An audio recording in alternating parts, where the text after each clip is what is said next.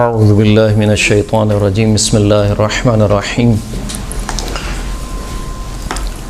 الحمد للہ رب العالمین والصلاة والسلام علی محمد وعلی آلہ الطیبین الطاہرین المعصومین الذین اذھب اللہ عنہم الرجس وطہرہم تطہیرا۔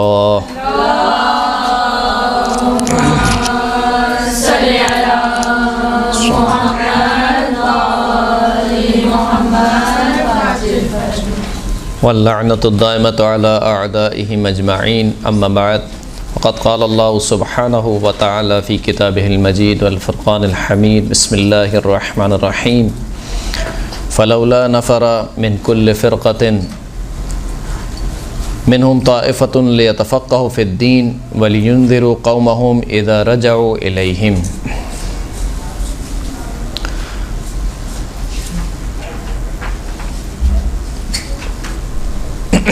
خداوند کریم قرآن مجید میں ارشاد فرماتا ہے کہ ہر گروہ سے، ہر فرقے سے کچھ مخصوص لوگ کیوں نہیں نکلتے، کوچ کیوں نہیں کرتے، کس کام کے لیے؟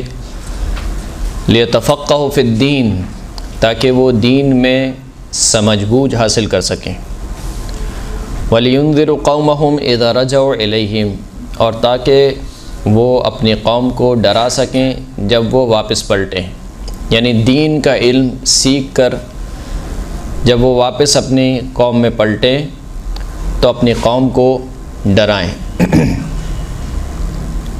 پہلی گفتگو ہے، میرے خیال سے پہلی کلاس ہے اب جو سیمسٹر نیا شروع ہوا ہے، اور خداوند کریم کا جتنا شکر ادا کیا جائے اتنا کم ہے کہ اس نے ہم سب کو دین کا علم سیکھنے کی توفیق عطا فرمائی۔ انسان توفیق الہی کے بغیر کچھ نہیں کر سکتا۔ خداوند کریم ہے کہ جو صاحب ہدایت ہے، جس کو چاہتا ہے ہدایت دیتا ہے، جس کو چاہتا ہے گمراہ چھوڑ دیتا ہے۔ خداوند کریم کی توفیق کے بغیر نہ کوئی ہدایت حاصل کر سکتا ہے، نہ کوئی علم حاصل کر سکتا ہے۔ لہٰذا آپ کا یہاں پر آنا کم از کم اس بات کے اوپر دلیل ہے کہ خداوند کریم نے آپ کا انتخاب کیا ہے۔ کس چیز کے لیے آپ کا انتخاب کیا گیا؟ کہ آپ خداوند کریم کا جو دین ہے اس کا علم حاصل کر سکیں۔ لولا فضل اللہ علیکم ورحمتہ ما زکا من احد منکم ما زکا منکم من احد، اگر خدا کا فضل نہ ہوتا تمہارے اوپر، ورحمتہ، اور خدا کی رحمت نہ ہوتی، تو ما زکا منکم من احد، تو تم میں سے کوئی ایک بھی اپنے آپ کو پاکیزہ نہیں رکھ سکتا تھا۔ یعنی بس اوقات انسان جب دین پر عمل کرنے پر آتا ہے، نماز شب پڑھنے لگتا ہے، روزانہ کی نمازیں پڑھنے لگتا ہے، تو سمجھتا ہے کہ مثال کے طور پر میں بہت پارسا بن گیا، اور دوسرے شخص کو دیکھتا ہے کہ مثال کے طور پر وہ نماز نہیں پڑھ رہا ہے، یا حجاب کوئی خاتون نہیں کر رہی ہے، تو ہم اس کو یہ سمجھتے ہیں کہ یہ کتنی بدبخت ہے اور میں کتنا خوش نصیب ہوں، جبکہ خداوند کریم کہہ رہا ہے کہ لولا فضل اللہ علیکم ورحمتہ ما زکا منکم من احد، کہ اگر اللہ کا فضل نہ ہوتا، اللہ کی رحمت نہ ہوتی، تو تم میں سے کوئی ایک بھی اپنے آپ کو پاک نہیں کر سکتا تھا، ہم اپنا تزکیہ نفس نہیں کر سکتے تھے۔ وَلَكِنَّ اللَّهَ يُزَكِّي مَن يَشَاءُ، لیکن خداوند کریم جسے چاہتا ہے پاک کر دیتا ہے۔ تو یہ خداوند کریم کی توفیق ہے کہ اس نے ہمیں توفیق عطا کی کہ ہم دین کا علم سیکھنے کے لیے یہاں پر تشریف لائیں۔ اس کے اوپر جتنا شکر ادا کیا جائے اتنا کم ہے، اور توفیق سے فائدہ اٹھانا یہ بندے کا کام ہے، یعنی خدا کا کام ہے توفیق دینا، اور بندے کا کام یہ ہے کہ اس توفیق کا فائدہ اٹھائے۔ بہت سے لوگ ہیں جو مثال کے طور پر جن کو یہ مواقع فراہم نہیں ہیں، یا ایسی جگہ پر ہیں کہ جہاں پر اس قسم کے دروس نہیں ہوتے ہیں، یا مثال کے طور پر نیٹ سے یا انٹرنیٹ سے ان کے پاس مواقع نہیں ہیں، بالآخر وہ دین کا علم حاصل نہیں کر سکتے ہیں، تو قیامت کے دن مثال کے طور پر ان کا حساب کتاب بالکل جدا ہوگا، آپ کا حساب کتاب بالکل جدا ہوگا۔ آپ کے پاس مواقع موجود ہیں، آپ کے پاس درس دینے والے علماء موجود ہیں، ایسے سینٹر مدارس موجود ہیں کہ جہاں پر آپ دین کا علم حاصل کر سکتے ہیں۔ تو بہرحال توفیق سے فائدہ اٹھانا یہ بندے کا کام ہے۔ علم کو خداوند کریم نے فضیلت دی، اور علم کے ذریعے سے ہی خداوند کریم نے صاحبان علم کو فضیلت دی۔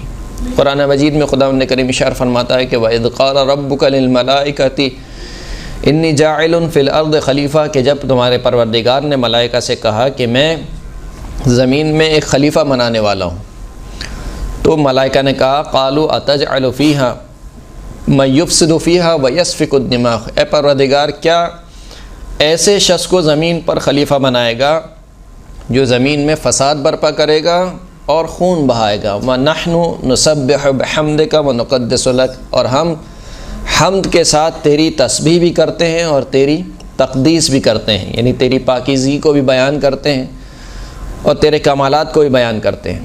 تو گویا فرشتوں نے حضرت آدم کی ایک منقصت بیان کی اور اپنی ایک منقبت بیان کی۔ حضرت آدم کی منقصت انہوں نے کیا بیان کی کہ یہ زمین پر فساد پھیلائے گا اور زمین پر خون بہائے گا۔ اپنی منقبت کیا بیان کی کہ ہم تسبیح کرتے ہیں، یعنی ہم صبح و شام تیری عبادت میں ہیں، لہٰذا ہمیں خلیفہ ہونا چاہیے۔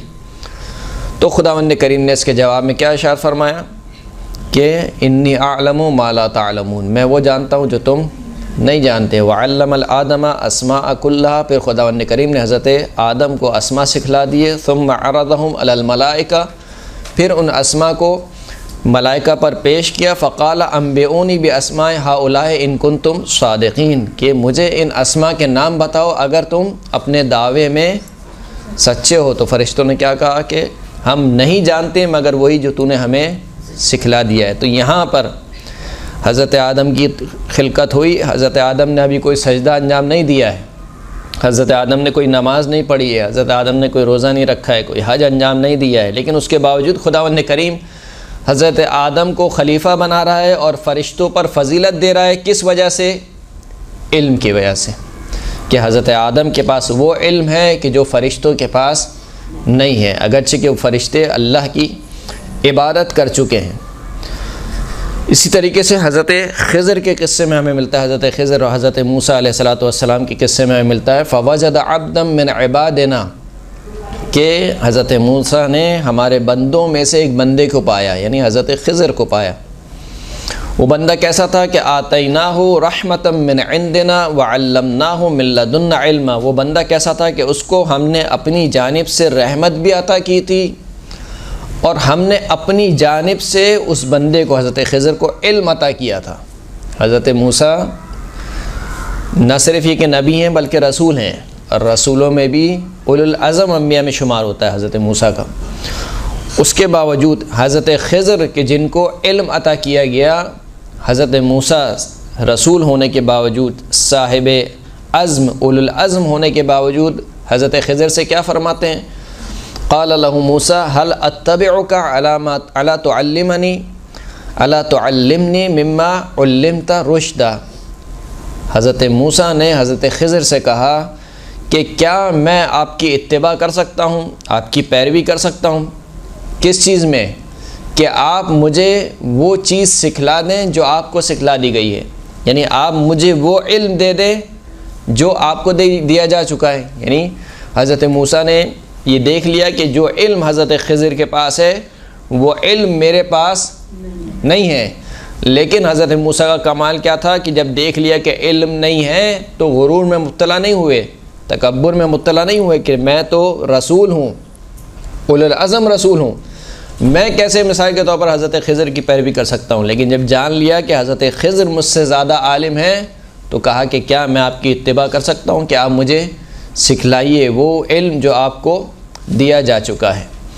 تو یہ حضرت خضر کا قصہ۔ جناب ابراہیم کے قصے میں حضرت ابراہیم نے اپنے چچا سے فرمایا وَإِذْ قَالَ إِبْرَاهِيمُ لِأَبِيهِ، اپنے چچا سے فرمایا کہ لِمَ تَعْبُدُ، آپ کیوں ایسے کی عبادت کرتے ہیں کہ مَا لَا يَسْمَعُ وَلَا يُبْصِرُ وَلَا يُغْنِ عَنْكَ شَيْئًا، آپ کیوں ایسے بتوں کی عبادت کرتے ہیں کہ جو نہ سنتے ہیں، نہ دیکھتے ہیں اور وہ آپ کو کسی چیز سے بے نیاز نہیں کر سکتے، یعنی کوئی فائدہ نہیں پہنچا سکتے آپ کو، کسی قسم کا نہ فائدہ پہنچا سکتے نہ نقصان پہنچا سکتے۔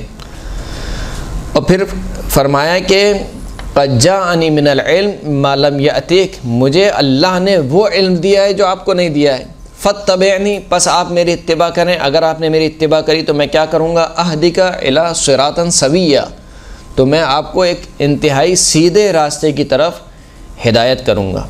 تو یہاں پر حضرت ابراہیم نے جس چیز کے ذریعے سے استدلال قائم کیا وہ کیا کیا کہ میرے پاس علم ہے، آپ کے پاس وہ علم نہیں ہے، لہٰذا علم صاحب علم کو باشرف بھی بناتا ہے، بافضیلت بھی بناتا ہے۔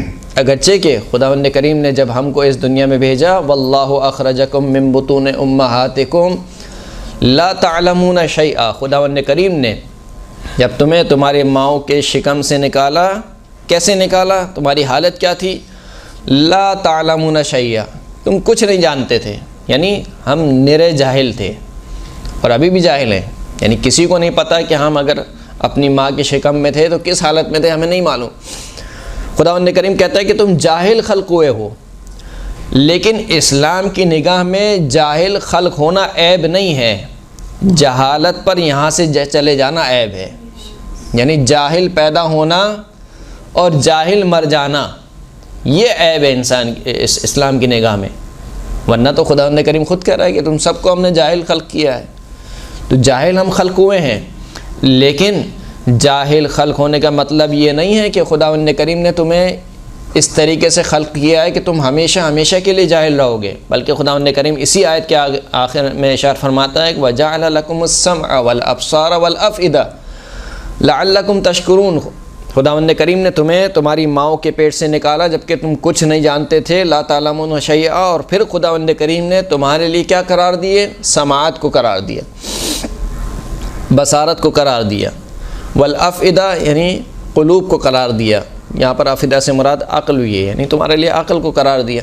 لعلکم تشکرون، کہ شاید تم شکر گزار بن سکو، یعنی خدا نے تمہیں یہ صلاحیت دے کر بھیجا کہ تم جاہل تو تھے لیکن تم علم حاصل کر سکتے تھے، تمہیں عقل دے کر بھیجا، عقل کی نعمت سے نوازا، اسی وجہ سے انسان کو اشرف المخلوقات کہا گیا، کیونکہ جو جانور ہے وہ جس طریقے سے خلق ہوا ہے وہ آج بھی اسی طریقے سے رہ رہا ہے، یعنی انسان حضرت آدم کے دور میں اپنے جسم کو کس چیز سے ڈھانپتا تھا، پتوں سے، انسان حضرت آدم کے دور میں کہاں رہتا تھا، مثال کے طور پر غاروں میں، جنگلوں میں مثال کے طور پر، لیکن اس عقل کی وجہ سے انسان نے ترقی کرتا کرتا اتنا آگے بڑھ گیا کہ آج انتہائی نفیس لباس زیب تن کیے ہوئے ہیں، اور آج انتہائی بڑے بڑے اور اچھے اچھے محلات میں زندگی گزارتا ہے، لیکن حضرت آدم کے دور میں شہد کی مکھی جیسے چھتہ بناتی تھی وہ آج بھی ویسی چھتہ بناتی ہے، درست ہے، جانور حضرت آدم کے دور میں جیسے رہتے تھے وہ آج بھی ویسی رہتے ہیں، ان کو ایک طریقہ کار خداوند کریم نے الہام کر دیا ہے، وہ اسی طریقہ کار پر زندگی گزارتے ہیں، لیکن انسان کو خداوند کریم نے عقل دے کر بھیجا، جب عقل دے کر بھیجا تو انسان نے اس عقل کو استعمال کیا، لیکن افسوس یہ ہے کہ اس عقل کو فقط دنیاوی کاموں کے لیے استعمال کیا، اگر اسی عقل کو انسان دنیا سے بڑھ کر اپنی اخروی زندگی کے لیے استعمال کرتا تو یہ زیادہ مناسب ہوتا، لیکن بہرحال آج انسان جو اتنا آگے بڑھ گیا ہے، ٹیکنالوجی میں اتنا آگے بڑھ گیا، اور مثال کے طور پر بہت ساری چیزیں آج ہم دیکھتے ہیں کہ آ گئی ہیں، تو یہ کس وجہ سے ہیں، یہ خداوند کریم کی دی ہوئی صلاحیت عقل اور فہم کی وجہ سے ہیں، جو در حقیقت مقدمہ ہے کس کے لیے، علم کے لیے، کہ جب تک انسان کے اندر ادراک نہیں ہوگا، عقل نہیں ہوگی، انسان علم حاصل نہیں کر سکتا۔ تو خداوند کریم نے علم کو فضیلت دی، علم کو باشرف قرار دیا، یہی وجہ ہے کہ اسلام میں، احادیث میں بہت زیادہ جس بات کی فضیلت بیان کی گئی ہے وہ دو شخص کی بیان کی گئی ہے، ایک عالم کی اور ایک علم سیکھنے والے کی، تیسرا نہیں ہے کوئی، یا عالم کی فضیلت ہے یا طالب علم کی فضیلت ہے، تیسرے شخص کی کوئی فضیلت نہیں ہے، یعنی جو جاہل خلق ہوا اور جاہل ہی زندگی اس نے گزار رہا ہے، جہالت میں ہی رہ رہا ہے، اس کی کوئی فضیلت نہیں ہے۔ بلکہ چھٹے امام امام جعفر صادق علیہ الصلوۃ والسلام صلی اللہ علیہ محمد وآل محمد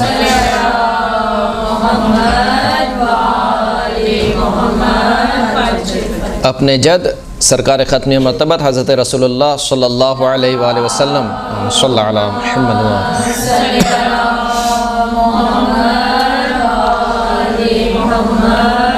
روایت نقل کرتے ہیں کہ من سلک طریقا یطلب فیہ علما سلک اللہ بہ طریقا الی الجنہ، جو شخص کسی ایسے راستے پر نکلے کہ جس راستے پر چل کر وہ علم کا طالب ہو، یعنی علم حاصل کرنے کے لیے کسی راستے کو اختیار کرے، تو خداوند کریم اس کو جنت کے راستے پر سوار کر دیتا ہے۔ یعنی انسان علم کی راہ میں جو سفر طے کر رہا ہے، گویا وہ جنت کی راہ میں سفر طے کر رہا ہے۔ وَإِنَّ الْمَلَائِكَةَ لَتَضَعُ أَجْنِحَتَهَا لِطَالِبِ الْعِلْمِ رِضًا بِهِ، اور خداوند کریم کے جو فرشتے ہیں وہ فرشتے اپنے پروں کو بچھا لیتے ہیں، یعنی یہ شخص جو قدم اٹھا رہا ہے اور قدم رکھ رہا ہے، گویا فرشتوں کے پروں پر قدم اٹھا رہا ہے، قدم رکھ رہا ہے۔ وَإِنَّهُ يَسْتَغْفِرُ لِطَالِبِ الْعِلْمِ مَنْ فِي السَّمَاءِ وَمَنْ فِي الْأَرْضِ، طالب علم کے لیے جو کچھ زمین میں ہے، یعنی جو اللہ کی مخلوق زمین میں ہے اور جو اللہ کی مخلوق آسمان میں ہے، یہ سب کے سب مل کر طالب علم کے لیے استغفار کرتے ہیں۔ یستغفر حتی الحوت فی البحر، یہاں تک کہ سمندر کی مچھلیاں بھی طالب علم کے لیے استغفار کرتی ہیں۔ وَفَضْلُ الْعَالِمِ عَلَى الْعَابِدِ كَفَضْلِ الْقَمَرِ عَلَى سَائِرِ النُّجُومِ لَيْلَةَ الْبَدْرِ، کا عالم کی عابد پر فضیلت کیا ہے، یعنی ایک عالم اور ایک عابد جس کے پاس علم نہیں ہے، بغیر علم کے عبادت کرنے والا، اور ایک شخص جو عالم باعمل ہے۔ عالم باعمل کی ایسے شخص پر فضیلت جو فقط عبادت کرتا ہے، اس کے پاس علم نہیں ہے، اس کی کیا فضیلت ہے؟ فرماتے ہیں کہ جیسے 14ویں کی رات میں چاند کو ستاروں پر فضیلت حاصل ہوتی ہے۔ 14ویں کی رات میں جب آپ چاند کو دیکھتے ہیں تو چاند کی روشنی سے ستاروں کی روشنی کیا ہو جاتی ہے؟ چھپ جاتی ہے، مدھم ہو جاتی ہے۔ وَإِنَّ الْعُلَمَاءَ وَرَثَةُ الْأَنْبِيَاءِ وَإِنَّ الْأَنْبِيَاءَ لَمْ يُوَرِّثُوا دِينَارًا وَلَا دِرْهَمًا، علماء جو ہیں وہ انبیاء کے وارث ہیں۔ اسی طریقے سے ایک روایت چوتھے امام سے ہے کہ لَوْ يَعْلَمُ النَّاسُ مَا فِي طَلَبِ الْعِلْمِ لَطَلَبُوهُ وَلَوْ بِصَفْقِ الْمُحَجِ وَخَوْضِ اللُّجَجِ ان اللہ تبارک و تعالی اوحى الى دانیال ان امقت عبدی الی الجاہل المستخف بحق العالم التارک للاقتداء بهم، فرماتے ہیں چوتھے امام فرماتے ہیں کہ اگر لوگوں کو معلوم ہو جاتا کہ علم کو حاصل کرنے میں کیا فضیلت ہے تو لطلبوہ، تو وہ یقیناً اس علم کو حاصل کرتے، اگرچہ اس علم کو حاصل کرنے کے لیے ان کو خون بہانا پڑتا۔ یعنی اگر شرط رکھ دی جاتی کہ بھائی مثال کے طور پر 2 میں سے 1 کا قتل ہوگا تو لوگ تیار ہو جاتے ہیں، آمادہ ہو جاتے، کہا صحیح ہے ہم خون بہانے کو تیار ہیں لیکن ہمیں علم دیا جائے۔ وَخَوْضِ اللُّجَجِ، اگرچہ ان کو سمندروں کی بھپری ہوئی لہروں میں ڈوبنا پڑتا تب بھی یہ علم کو حاصل کرتے۔ پھر امام فرماتے ہیں کہ خداوند کریم نے اپنے نبی دانیال کی طرف وحی کی اور فرمایا کہ میرے نزدیک سب سے مبغوض ترین بندہ وہ ہے، یعنی جس سے میں نفرت کرتا ہوں، میرے نزدیک وہ بندہ ہے، کون ہے؟ الجاہل المستخف بحق اہل العلم، وہ شخص ہے کہ جو جاہل ہے، جاہل تو ہے لیکن اس کے ساتھ ساتھ کیا ہے؟ صاحبان علم کی تحقیر کرتا ہے، یعنی ان کو خفیف شمار کرتا ہے، سبک شمار کرتا ہے۔ التارک للاقتداء بہم، جاہل ہے لیکن علم کی اقتداء نہیں کرتا، صاحبان علم کی اقتداء نہیں کرتا۔ کہ یہ جو شخص ہے میرے نزدیک سب سے زیادہ مبغوض ترین شخص ہے کہ خود بھی جاہل ہے، اہل علم کا ہی مذاق اڑاتا ہے اور اہل علم کی اقتداء بھی نہیں کرتا۔ وَأَنَّ أَحَبَّ عَبْدِي إِلَيَّ التَّقِيُّ الطَّالِبُ لِلثَّوَابِ الْجَزِيلِ اللازم للعلماء التابع للحلماء القابل عن الحکماء، اور میرے نزدیک سب سے محبوب ترین بندہ میرا وہ بندہ ہے کہ جو صاحب تقویٰ ہے، طالب علم ہے، علم کو حاصل کرنا چاہتا ہے، بزرگ ترین ثواب کو حاصل کرنا چاہتا ہے، ہمیشہ علماء کے ساتھ ساتھ رہتا ہے، علماء سے جدا نہیں ہوتا۔ التابع للعلماء، اور جو حلیم اور بردبار شخص ہیں ان کی پیروی کرنے والا ہوتا ہے۔ القابل عن الحکماء، اور حکماء حکیم افراد سے جو بھی حکمت صادر ہوتی ہے ان کو قبول کرنے والا ہوتا ہے۔ پھر فرماتے ہیں کہ ما من عالم او متعلم یمر بقریۃ من قرى المسلمین او بلدۃ من بلاد المسلمین، یہ عجیب روایت ہے۔ ولم یأکل من طعامهم ولم یشرب من شرابهم ودخل من جانب وخرج من جانب آخر الا رفع اللہ تعالی عذاب قبورهم 40 یوما۔ اللہ اکبر۔ کیا فرماتے ہیں سرکار کہ کوئی بھی عالم یا متعلم کسے کہتے ہیں؟ طالب علم کو، کہ کوئی بھی عالم یا طالب علم مسلمانوں کی کسی بستی سے نہیں گزرتا یا مسلمانوں کے کسی شہر سے نہیں گزرتا، نہ ان کے ساتھ کھانا کھاتا ہے، نہ ان کے ساتھ کوئی چیز پیتا ہے، بلکہ ایک طرف سے داخل ہو کر دوسری طرف سے گزر جاتا ہے۔ مثلا انچولی کے شروع سے داخل ہوا، انچولی کے آخر سے نکل گیا، نہ ان کے ساتھ کھانا کھایا، نہ ان کے ساتھ بیٹھا، کچھ نہیں کیا۔ تعلیم یا طالب علم یا عالم ایک جانب سے داخل ہوا اور دوسری جانب سے نکل گیا، مگر یہ کہ خداوند کریم ان کی قبور سے 40 دن کے لیے عذاب کو اٹھا لیتا ہے۔ 40 دن کے لیے عذاب کو خداوند کریم اٹھا لیتا ہے۔ پھر امام فرماتے ہیں کہ خود رسول خدا صلی اللہ علیہ وآلہ وسلم سے حدیث ہے، صلی اللہ علیہ محمد وآلہ محمد،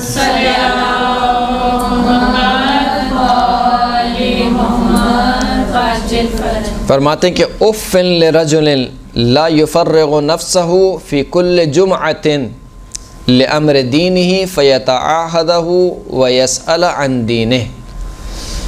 فرماتے ہیں کہ وائے ہو اس شخص پر، بعض روایتوں میں رجل کی جگہ مسلم آیا ہے، یعنی وائے ہو مسلمان پر کہ وہ ہر ہفتے ٹائم نہ نکالے، وقت نہ نکالے، کس چیز کے لیے؟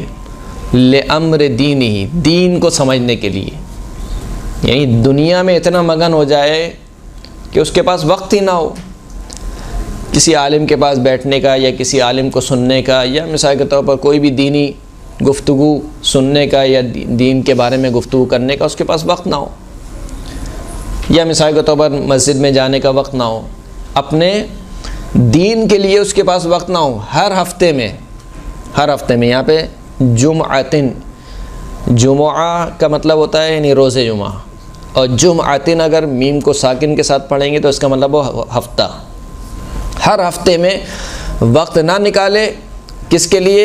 اپنے دین کے لیے، فَيَتَعَاهَدَهُ، تاکہ دین کا پابند بن سکے، وَيَسْأَلْ عَنْ دِينِهِ، اور اپنے دین کے بارے میں سوال کر سکے۔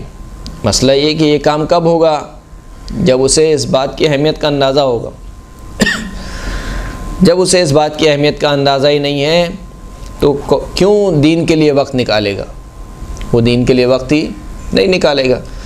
جب مجھے اس کی اہمیت کا اندازہ ہی نہیں ہے کہ دین کے لیے بھی مجھے وقت دینا ہے، جب میرا تمام ہم و غم کیا ہے؟ میری دنیا ہے، میرا تمام ہم و غم یہ ہے کہ میرے بچے کس طریقے سے ان کا فیوچر بنے گا، یعنی ہم کیا سوچتے ہیں کہ کسی طریقے سے میرے بچے کا فیوچر اچھا ہو جائے۔ اچھا پوچھا جائے کہ فیوچر کیا ہے؟ کیا فیوچر یہ کہ مثال کے طور پر جب اس کی شادی ہو تو اس کی اچھی جاب ہو۔ اچھا اچھی جاب ہو گئی، پھر کیا ہوگا؟ کیا اچھی لڑکی مل جائے گی، چلیں اچھی لڑکی بھی مل گئی، پھر کیا ہوگا؟ کیا اچھی زندگی گزاریں گے، پھر کیا ہوگا؟ کیا مثال کے طور پر اولاد اچھی زندگی گزارے گی، کیا پھر کیا ہوگا؟ یعنی اس کے بعد کیا ہوگا بالآخر؟ یعنی 60 سال، 80 سال، 100 سال، 1000 سال، اس کے بعد کیا ہے؟ چلے جائیں گے، یعنی مر جائیں گے۔ مرنے کے بعد کیا ہوگا؟ یعنی قبر ہے۔ قبر ہے اور قبر کے بعد کی منازل. سوال: آیا قبر اور قبر کے بعد کی منازل فیوچر ہے یا یہی دنیا فیوچر ہے؟ قبر کے بعد کی منازل فیوچر ہے، یہ دنیا فیوچر ہے، کیونکہ اگر ہم اس میں عمل کریں گے تو وہاں پہ امپلیمنٹ ہوگا. درست ہے، دنیا آخرت کی کھیتی ہے، اس سے انکار نہیں ہے. الدنیا مزرعۃ الآخرہ حدیث ہے، دنیا آخرت کی کھیتی ہے. لیکن میں آخرت کا سوچ ہی نہیں رہا ہوں، میرے مطمع نگاہ دنیا ہے. یعنی میں یہ سوچ رہا ہوں کہ میری دنیا اچھی ہو جائے. دنیا اچھی ہونے سے مراد کیا ہے؟ یہ بھی بڑا فرق ہے. یعنی ہم دنیا اچھی کس کی سمجھتے ہیں کہ جو عیش کی زندگی گزار رہا ہے، اس کا مطلب ہے کہ اس کی دنیا بڑی اچھی ہے. صحیح ہے، چاہے وہ مثال کے طور پر اس کو سونے کے لیے نہ جانے کتنی گولیاں کھانا پڑتی ہوں، لیکن ہم سمجھتے ہیں کہ بس اس کا بنگلہ اچھا ہے. کیا انسان ہے، بہرحال انسان ظاہر کو دیکھتا ہے. بنگلہ اچھا ہے، مثال کے طور پر جو ہے وہ 3-4 گاڑیاں کھڑی ہوئی ہیں، پیسے کی کوئی کمی نہیں ہے، کسی چیز کی کوئی کمی نہیں ہے، تو ہم سمجھتے ہیں کہ یہ بہت اچھی زندگی گزار رہا ہے، یا ہم اس کو اچھی زندگی شمار کرتے ہیں. بہرحال یہ چیزیں ہونا، میں اس کا انکار نہیں کر رہا ہوں. اسلام نے بھی کہا ہے کہ مومن کے پاس یہ چیزیں ہونی چاہیے. لیکن ایک ہوتا ہے مقصد اور ایک ہوتا ہے ذریعہ. ان دونوں چیزوں میں بہت بڑا فرق ہے. جب ایک مرتبہ میں مقصد بنا لیتا ہوں دنیا کو، تو پھر میرا مطمع نگاہ یہی دنیا ہے، اور میں اپنا نفع و نقصان اسی دنیا کے حوالے سے سوچتا ہوں. یعنی میں یہ سوچتا ہوں کہ اگر مثال کے طور پر میں نے بہت محنت کی اور میں اس پوسٹ پر نہیں پہنچ سکا، تو اس کا مطلب یہ کہ میں ناکام ہو گیا. یا میں نے بہت محنت کی اور میرے پاس آج مال و دولت ہے، تو میں سمجھتا ہوں کہ میں کامیاب ہو گیا. یعنی اگر دنیا کو ہی اپنا کیا بنا لے، مقصد بنا لے. لیکن اگر دنیا کو ٹول بنایا جائے، جیسے کہ خود روایت میں کہا ہے کہ دنیا مزرعۃ الآخرہ، آخرت کی کھیتی ہے. یعنی میں دنیا اپنی اچھی کیوں کرنا چاہتا ہوں؟ تاکہ دین پر اچھے طریقے سے عمل کر سکوں. ایک طرف سے یہ بھی روایت کے جملے ہیں کہ کاد ان یکون الفقر کفرن، کہ بہت قریب ہے کہ فقیری انسان کو کفر سے نزدیک کر دیتی ہے. انسان کو فقیر نہیں ہونا چاہیے. اسلام نے یہ پسند نہیں کیا کہ مومن کسی مومن کے آگے ہاتھ پھیلائے، بالکل پسند نہیں کیا. اسلام نے کیا پسند کیا ہے؟ اسلام نے یہ پسند کیا ہے کہ تمہارے پاس اتنا آ جائے کہ تم کو کسی کے آگے ہاتھ نہ پھیلانا پڑے، یہ کافی ہے. اور اگر اس سے تھوڑا اور زیادہ آ جائے کہ تم دوسروں کو دینے لگو، تو یہ نور لانا نور ہے. اور اگر اس سے بھی تھوڑا آگے آ جائے کہ تم اپنے اہل و عیال کے مثال کے طور پر ان کی زندگی میں آسائشیں پیدا کر سکو، تو یہ ساری چیزیں اچھی ہیں. لیکن کس جہت سے اچھی ہیں کہ یہ چیزیں ٹول ہونی چاہیے، ذریعہ ہونی چاہیے. یہ چیزیں مقصد نہیں ہونے چاہیے انسان کا. بہرحال گفتگو کہاں سے کہاں نکل گئی. تو ہم یہ کہہ رہے تھے کہ سرکار فرماتے ہیں کہ وائے ہو اس شخص پر، یا وائے ہو اس مسلمان پر کہ جو ہر ہفتے دین کے لیے وقت نہ نکالے. اس مسلمان پر وائے ہو. البتہ جب ہم علم کی بات کرتے ہیں تو کون سا علم اسلام نے کہا کہ مثال کے طور پر یہ علم جو ہے وہ حاصل کرنا چاہیے؟ آیا دنیاوی علم بھی اس میں شمار ہوتا ہے یا اس میں شمار نہیں ہوتا ہے؟ اس میں کوئی شک نہیں ہے کہ سب سے اعلیٰ اور سب سے اشرف ترین علم جو ہے وہ دین کا علم ہے. یعنی ہر علم سے پہلے انسان کو جو علم سیکھنا چاہیے وہ کون سا علم؟ دین کا علم ہے. یعنی دین کا علم سے مراد کیا ہے کہ پروردگار کی معرفت ہو، پروردگار کے نمائندوں کی معرفت ہو، اور اس دنیا سے جانے کے بعد کیا ہوگا ان تمام چیزوں کی معرفت ہو، اور وہ آخرت کیسے حاصل کی جائے گی ان تمام چیزوں کی معرفت ہو. اس کو دین کا علم کہا جاتا ہے. یہ سب سے اعلیٰ اور اشرف ترین علم ہے اسلام کی نگاہ میں. اس کے علاوہ کچھ علوم ایسے ہیں جس کو اسلام نے کہا ہے کہ یہ حاصل نہیں کرنے چاہیے، اس لیے کہ یہ نقصان دہ ہیں. خود شخص کے لیے بھی نقصان دہ ہیں، معاشرے کے لیے بھی نقصان دہ ہیں. مثلا کون سے علم ہے؟ مثلا نجومیوں کا علم، جادو مثال کے طور پر، یا قیافہ شناسی مثال کے طور پر. یہ جو علم ہے اگرچہ کہ علم ہے اپنی جگہ پر، اس میں کوئی شک نہیں ہے، علم ہے، لیکن اسلام نے کہا کہ نہیں، ان میں اپنا ٹائم ضائع نہ کرو، برباد نہ کرو اپنے ٹائم کو. سب سے بہترین علم وہ ہے کہ جس سے دوسرے لوگوں کو فائدہ حاصل ہو. یہ سب سے بہترین علم ہے، یعنی دین کے علم کے بعد. اب اس کے بعد مثال کے طور پر خود اسلام نے کہا کہ دیکھو اگر تمہارے معاشرے میں ایک علم کی ضرورت ہے، لوگ مر رہے ہیں مثال کے طور پر بیماری سے اور کوئی ڈاکٹر نہیں ہے، تو کہا کہ تم پر واجب ہے کہ تم طبابت کا علم حاصل کرو۔ اسی طریقے سے مثال کے طور پر ایک معاشرہ ہے جہاں پر لوگوں کو ضرورت ہے ایک چیز کی، میڈیسن فیلڈ ہے مثال کے طور پر، کیمیکل فیلڈ ہے، یا مثال کے طور پر کنسٹرکشن کی ایک فیلڈ ہے جہاں پر معاشرے کو ضرورت ہے، اور معاشرے اس علم کے بغیر معاشرہ کا قیام ممکن نہیں ہے، تو وہاں پر خود اسلام نے کہا ہے کہ تم اس علم کو حاصل کرو۔ لیکن یہ سارے علم نیچے آتے ہیں کس علم کے؟ علم دین کے۔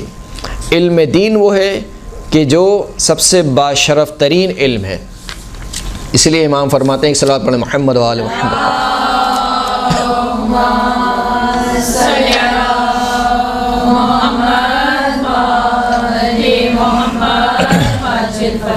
امام فرماتے ہیں کہ علیکم بالتفقہ فی دین اللہ، تم پر لازم ہے کہ اللہ کے دین میں سمجھ بوجھ حاصل کرو۔ جیسے قرآن کی آیت بھی ہم نے پڑھی کہ تم میں سے ہر گروہ میں سے کیوں ایک گروہ نہیں نکلتا ہے تاکہ وہ دین میں سمجھ بوجھ حاصل کرے۔ یہ نہیں کہا کہ مثال کے طور پر تم میں سے ہر گروہ میں سے کیوں نہیں نکلتا ہے تاکہ وہ امریکہ جائے اور ایک اچھی ڈگری حاصل کرے، مثال کے طور پر MBBS بنے، یا مثال کے طور پر وہ جو بھی دنیا کی جتنی فیلڈ ہے اس بارے میں نہیں کہا نہیں، لیتفقہوا فی الدین، دین میں تفقہ کرو۔ تفقہ اور تعلم میں ایک فرق ہے۔ تفقہ کا جو مرحلہ ہے وہ تعلم سے آگے کا مرحلہ ہے۔ ایک مرتبہ ہوتا ہے سیکھنا، اور ایک مرتبہ ہوتا ہے سیکھ کے اس کو درک کرنا۔ یعنی بہت سے ایسے عالم ہوتے ہیں جن کو اصطلاحات یاد ہوتی ہیں میری طرح کے، یعنی وہ مثال کے طور پر اصطلاحات کو رٹنے میں یا اصطلاحات کو بیان کرنے میں بہت ماہر ہوتے ہیں، لیکن جب ان سے پوچھا جائے بھائی اس کا مطلب کیا ہے، یعنی سمجھ میں بھی آیا کچھ نہیں آیا، تو اس میں وہ خالی ہوتے ہیں میری طرح۔ یعنی مائک پر آ کر بولنا اور مثال کے طور پر لوگوں کے سامنے بولنے میں ماہر ہیں، لیکن جب ان سے پوچھا جائے کہ علامہ صاحب آپ یہ بیان فرما رہے ہیں تفقہ اور تعلم میں کیا فرق ہے، یا مثال کے طور پر تفقہ کسے کہا جاتا ہے، تو اس میں وہ خالی ہوتے ہیں۔ تو علم تعلم ایک مرحلہ ہے، اور اس سے آگے کا جو مرحلہ ہے وہ تفقہ کا مرحلہ ہے، سمجھ بوجھ کا مرحلہ ہے۔ تو یہ نہیں کہا کہ دین کا علم حاصل کرو، کہا نہیں، دین میں تفقہ کرو، سمجھ بوجھ پیدا کرو دین میں۔ وَلَا تَكُونُوا عَرَبِيًّا، دین میں تفقہ حاصل کرو اور دیہاتی لوگوں کی طرح مت ہو جاؤ۔ یعنی کیا مطلب؟ یعنی اگر کوئی شخص دین میں سمجھ بوجھ حاصل نہیں کر رہا، اس کا مطلب وہ دیہاتی ہے۔ دیہاتی شخص کیسا ہوتا ہے ہماری نگاہ میں؟ جس کو کوئی سلیقہ نہیں ہوتا، جس کو کوئی بات سمجھ میں نہیں آتی۔ کہا کہ دین جس نے حاصل نہیں کیا وہ کتنا ہی ٹائی لگا کے کیوں نہ آیا ہو، لیکن وہ دیہاتی ہے۔ درست ہے؟ یعنی امام کی نگاہ میں کیا ہے؟ وہ دیہاتی ہے، اس لیے کہ اس میں اور جانور میں کوئی فرق نہیں ہے۔ اس لیے کہ جانور کو بھی پیٹ بھرنے کے لیے کیا چاہیے ہوتا ہے؟ کھانا۔ اس کو کھانا چاہیے، اس کو یہ غرض نہیں ہے کہ کھانا آپ کا ہے یا اس کا ہے، اس کو کھانا چاہیے، اس کو پیٹ بھرنا ہے۔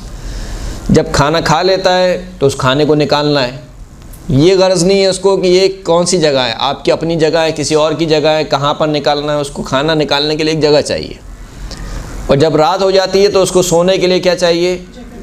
جگہ چاہیے۔ غرض نہیں ہے کہ وہ آپ کی مثال کے طور پر گاڑی کے اوپر کی ڈگی ہو، آپ کے گھر کا صحن ہو، یا کوئی جنگل ہو، اس کو سونے کے لیے ایک جگہ چاہیے۔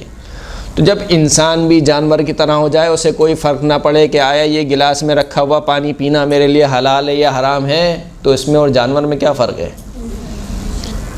کوئی فرق نہیں ہے۔ جب انسان کو فرق نہیں پڑتا ہو کہ یہ جو غذا میرے سامنے آ رہی ہے یہ کھانا حلال ہے یا حرام ہے، یہ جو پیسے مجھے دیے جا رہے ہیں یہ حلال ہیں یا حرام ہے، یہ جو جاب میں کر رہا ہوں آیا یہ جاب حلال ہے یا حرام ہے، تو پھر اس میں اور ایک کتے میں کیا فرق ہے؟ وہ کوئی فرق نہیں ہے، کیونکہ اس کو بھی کوئی فرق نہیں پڑتا کہ میں کیا کام کر رہا ہوں، یعنی وہ آزاد ہے، جو چاہے کرے۔ اب یہ بھی مثال کے طور پر اگر اپنے آپ کو آزاد سمجھے کہ میں بھی آزاد ہوں، میں چاہے مثال کے طور پر جوا کھیلوں، چاہے اس کا ریموٹ ہے کسی کے پاس اسی، تو میں چاہے جو کام کروں مثال کے طور پر، تو پھر ایک انسان میں اور ایک حیوان میں کوئی فرق نہیں ہے. تو کہا کہ دیکھو دیہاتی مت بنو. دیہاتی کون ہوتا ہے؟ کہ جس کے پاس علم نہ ہو دین کا. فَإِنَّهُ مَن لَّمْ يَتَفَقَّهْ فِي دِينِ اللَّهِ لَمْ يَنظُرِ اللَّهُ تَعَالَى إِلَيْهِ يَوْمَ الْقِيَامَةِ وَلَمْ يُزَكِّ لَهُ عَمَلًا.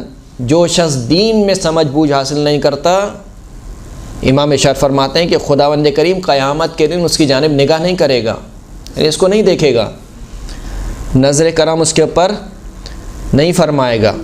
وَلَمْ يُزَكِّ لَهُ عَمَلًا، اس کا کوئی عمل خداوند کریم قبول نہیں کرے گا. لہذا دین کا جو علم ہے یہ سب سے باشرف ترین علم ہے، جس علم کو حاصل کرنے کے لیے ائمہ علیہ السلام نے سفارش کی ہے. بہت ہی مشہور مولا کائنات امیر المؤمنین علی ابن ابی طالب علیہ الصلوۃ والسلام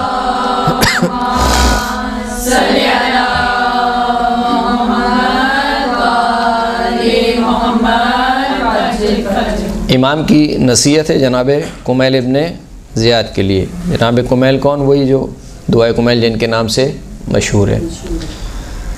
جناب کمیل فرماتے ہیں کہ ایک دن میرے مولا نے میرا ہاتھ پکڑا اور مجھے لے گئے شہر سے باہر پہاڑوں کی جانب.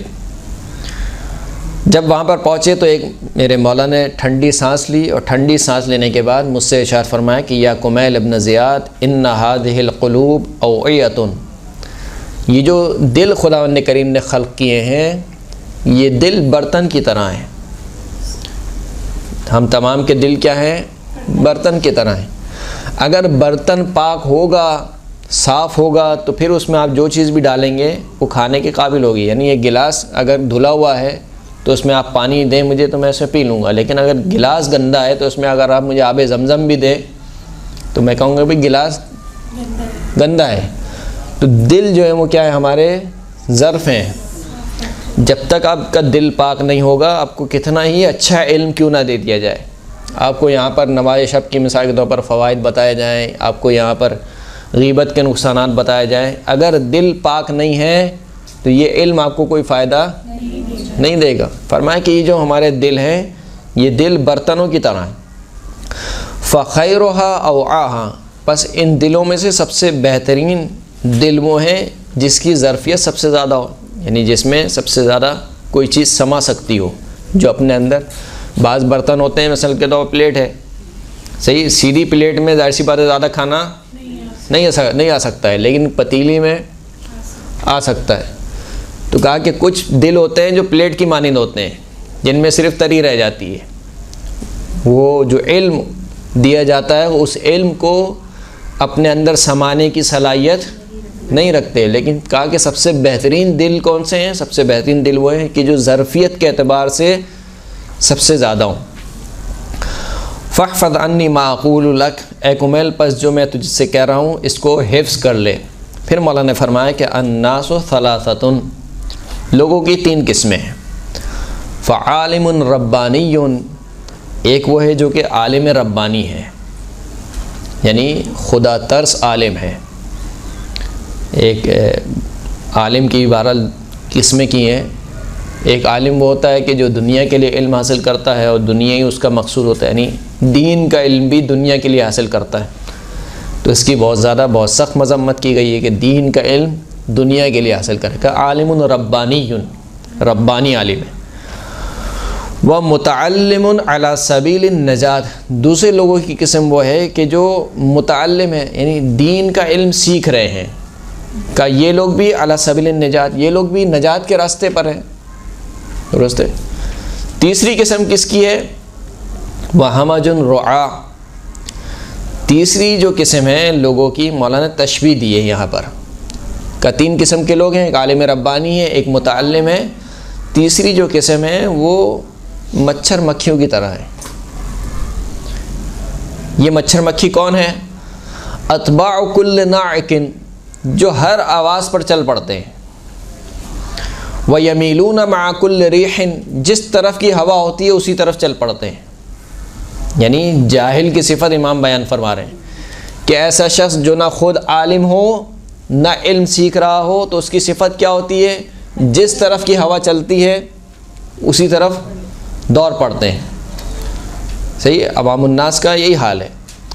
لم یستضیئوا بنور علم، علم کے نور سے روشنی نہیں لیتے ہیں.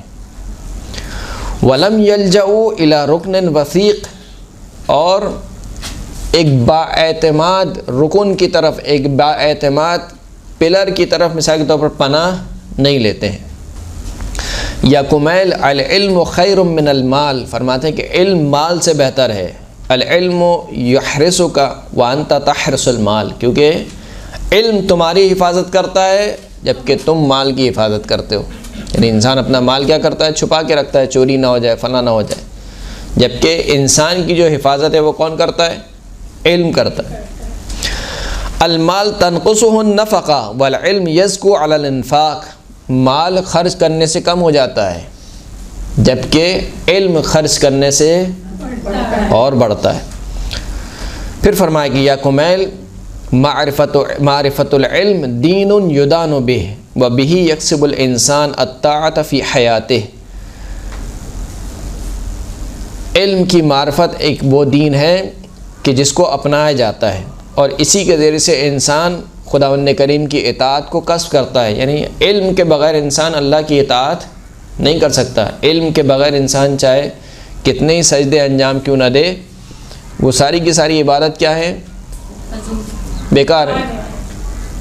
جیسے کہ اصول کافی میں روایت ملتی ہے، بس میں آخری قصہ آپ کی بیان کروں. پھر اصول کافی کی روایت ملتی ہے کہ جب فرشتوں نے دیکھا کہ ایک شخص جو بہت عبادت گزار ہے، دن بھر اللہ کی عبادت میں مصروف رہتا ہے، دن میں روزے سے رہتا ہے، رات کو اللہ کی عبادت میں مصروف رہتا ہے، تو کہا کہ خداوند کریم ہمیں اس شخص کا مقام دکھلا، کیا مقام ہے؟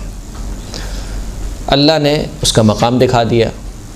تو روایت کے جملے ہیں کہ فاستقلوا، یعنی جب ان فرشتوں نے اس شخص کا مقام دیکھا تو کہا کہ خدا یہ تو بہت کم ہے، یعنی جو جتنی یہ عبادت انجام دیتا ہے اس کا تو مرتبہ بہت عالی ہونا چاہیے تھا. تو خداوند کریم نے کہا اچھا تم یہ سمجھتے ہو کہ یہ مقام کم ہے، جاؤ تم خود ہی جا کے اس شخص سے ملاقات کرو. فرشتے انسان کے بھیس میں آئے اس شخص کے پاس اور کہا کہ مثال کے طور پر جگہ جو آپ نے انتخاب کی ہے بہت اچھی جگہ ہے کہ یہاں پر آپ اللہ کی عبادت میں مصروف رہتے ہیں، دن میں روزے سے ہوتے ہیں، رات میں اللہ کی عبادت میں مصروف رہتے ہیں. کہاں جگہ تو بہت اچھی ہے مگر کاش خدا کا کوئی گدھا ہوتا. کہا کیوں؟ کہ اس لیے کہ یہاں پر یہ گھاس اگتی ہے اور ضائع ہو جاتی ہے، اگر اللہ کا کوئی گدھا ہوتا تو وہ اس گھاس کو کھا لیتا. جب فرشتوں نے یہ سنا تو کہا خدایا جو تو نے اس کو مقام دیا ہے وہی بہت زیادہ ہے.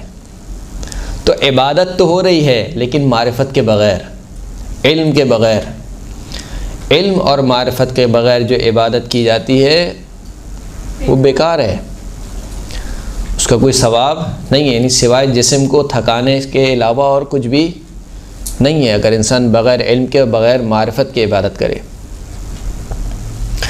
اس لیے امام فرماتے ہیں کہ علم کے ذریعے سے انسان اطاعت کو کسب کرتا ہے، اگر علم نہ ہو تو انسان اطاعت نہیں کر سکتا. پھر امام فرماتے ہیں کہ ہلاک خزان الاموال وہم احیاء، اے کمیل مال جمع کرنے والے ہلاک ہو گئے جبکہ علماء زندہ ہیں. والعلماء باقون ما بقی الدہر، علماء اس وقت تک باقی رہتے ہیں جب تک زمانہ باقی رہتا ہے. اعیانہم مفقودہ وامثالہم فی القلوب موجودہ، ان کے جسم اگرچہ کہ اس دنیا سے زائل ہو جاتے ہیں مگر جو ان کی مثالیں ہیں وہ ہمیشہ لوگوں کے دلوں میں زندہ رہتے ہیں. پھر امام نے اپنی طرف اشارہ کیا کہ انہا ہنا لعلما جما، امام نے اشارہ کیا اپنے سینے کی طرف، کہا کہ اس سینے میں نہ جانے کتنا علم ہے، یعنی علم کا خزانہ ہے مولا کائنات. کہ سلونی کا دعویٰ سوائے مولا کے کسی نے نہیں کیا کہ سلونی سلونی قبل ان تفقدونی. یہ جو میرا سینہ ہے یہ علم کا خزینہ ہے، نہ جانے کتنا علم ہے. لو اصبت له حملتن، کاش میں علم کے حامل افراد کو پاتا. یعنی کیا مطلب؟ امام نے یہ نہیں کہا کہ کاش میں ایسے افراد کو پاتا جو علم سیکھنے والے ہوتے. علم سیکھنا ایک الگ ہے اور علم کو تحمل کرنا، یہ دونوں میں بڑا فرق ہے. جیسے کہ میں نے عرض کیا کوئی مجھ جیسا مثال کے طور پر جاہل شخص جو چند اصطلاحات کو یاد کر لیتا ہے یا اس کو عربی اچھی پڑھنے آ جاتی ہے تو وہ سمجھتا ہے کہ وہ عالم بن گیا. یہ علم نہیں ہے. علم در حقیقت یہ ہے کہ جو کچھ میں نے سیکھا ہے آیا اس پر عمل پیرا ہوں یا نہیں ہوں, اس کو صحیح سمجھا ہوں یا صحیح سمجھا نہیں ہوں. ورنہ اصطلاحات کو یاد کر لینا یا صحیح عربی پڑھ لینا یا مثال کے طور پر اچھے تلفظ کے ساتھ عربی پڑھ لینا یہ معیار نہیں ہے علم کا. فرمایا کہ کاش میں علم ان افراد کو پاتا کہ جو اس علم کو کے متحمل ہو سکتے. بلا اصبت لقینا غیر مأمون.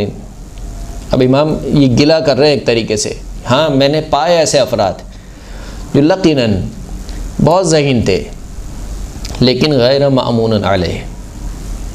ذہین تو تھے لیکن علم کو حفظ کرنے والے نہیں تھے, علم کو سنبھالنے والے نہیں تھے. بس اوقات ہوتا ہے انسان, آپ نے بھی محسوس کیا ہوگا کہ لڑکا بہت شاطر ہوتا ہے, آپ کی کلاس میں کوئی شخص ہوتا ہے جو ذہنی اعتبار سے بہت شاطر ہے, فوراً سے اس کو یاد ہو جاتا ہے. مثال کے طور پر جو چیز آپ کو 10 دفعہ میں یاد ہوتی ہے اس کو 1 دفعہ میں یاد ہو جاتی ہے.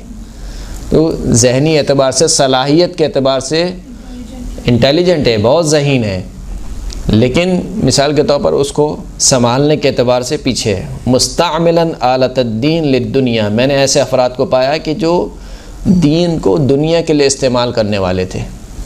یعنی وہ علم دین بھی کس لیے حاصل کر رہے تھے؟ تاکہ ان کی دنیا اچھی ہو جائے. یہ پوری مولا کی حدیث ہے جو انشاءاللہ پھر کبھی موقع ملا تو آپ کی خدمت میں عرض کروں گا. وآخر الدعوانا الحمدللہ رب العالمین.